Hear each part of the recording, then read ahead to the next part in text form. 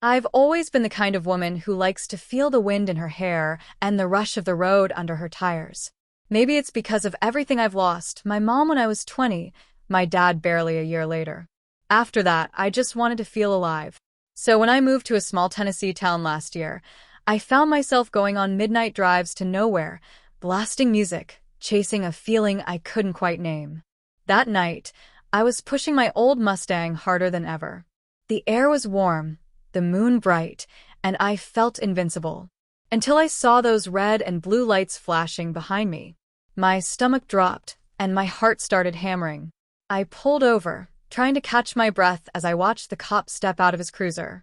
He was tall, broad-shouldered, and even in the dark, I could see his sharp blue eyes. Officer Ethan Carter. The second our eyes met, I felt a jolt of something deep inside me. "License and registration," he said, his voice calm but commanding. I fumbled for my documents, feeling my hands shake. "I'm so sorry, officer. I wasn't paying attention." He looked at me with this steady, unreadable gaze that felt like it could see straight through me. "Lila Brooks," he said, reading my license.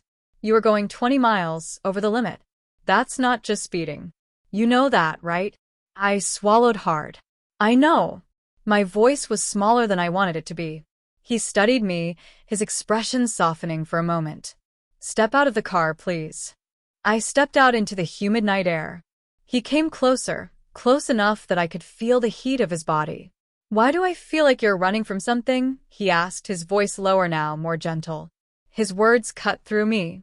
I felt my eyes sting, my walls crumbling faster than I could rebuild them. "I don't know how to stop," I whispered, more to myself than to him. He reached up and tucked a strand of hair behind my ear. The touch made me shiver, every nerve in my body suddenly awake. "You don't have to run," he said softly. "Not tonight." I don't know who leaned in first, but suddenly his lips were on mine. It was gentle at first, then deeper, hotter, like he was pulling every last bit of fear out of me. My hands clung to his uniform, his strong arms wrapping around me.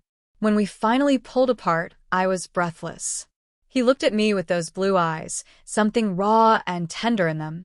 "I should arrest you," he teased, a small smirk playing at his lips. I laughed, surprising myself. "Maybe you should," I said, my voice shaking. He shook his head, leaning his forehead against mine. "Or maybe I should give you another chance." I nodded, my heart pounding so loudly I was sure he could hear it. He walked me back to my car and insisted on following me home to make sure I got there safely. On the way back, I kept glancing at him in my mirror, my heart fluttering every single time. When we got to my place, I stepped out of the car, still feeling that electric pull between us. He came over, stopping just inches from me. "Promise me you'll slow down," he said, his thumb brushing my cheek. I nodded. "I promise." He kissed me again, slower this time, and I felt something shift inside me. I didn't want to run anymore. After that night, Ethan kept coming around. Sometimes he'd stop by after his shift, still in uniform, and I'd open the door already smiling. Other nights, he'd bring groceries or surprise me with coffee. We talked for hours about everything: my art, his writing dreams, our families, the pain we carried. It felt like I was finally learning to breathe again. With him, I felt safe in a way I never had before. He made me feel seen, not just as the reckless girl behind the wheel, but as the woman I was too scared to show anyone else. One rainy night, he showed up soaked through, hair sticking to his forehead. He stood in my little kitchen, looking at me like I was the only thing that mattered in the whole world. "You make me want to break my own rules," he whispered as he pulled me into a kiss. "And you make me want to follow them," I whispered back, my fingers tracing his jaw. Those nights turned into mornings, and mornings into weeks and months. We built a quiet rhythm. I started painting again, he started writing stories. He encouraged me to sell my Mustang, and though it hurt, I knew it was time.